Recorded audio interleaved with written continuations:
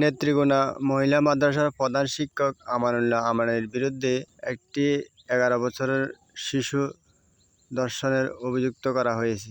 উক্ত ব্যক্তি এখন পলাতক। আমানুল্লাহ আমান যদি প্রকৃতভাবে এর সাথে জড়িত থাকে, তাকে দৃষ্টান্তমূলক শাস্তির ব্যবস্থা করা হোক, যা নেটিজেন এবং সারা বাংলাদেশের মানুষের দাবি।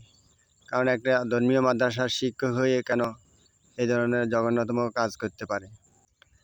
শিশুটিকে ডিএনএ পরীক্ষা করা হলে আসল অভিযুক্ত ব্যক্তি বেরিয়ে আসবে আশা করি। এরপর আইনশৃঙ্খলা বাহিনী আমানুল্লাহ আমানের বিরুদ্ধে কঠোর ব্যবস্থা নেওয়া হোক।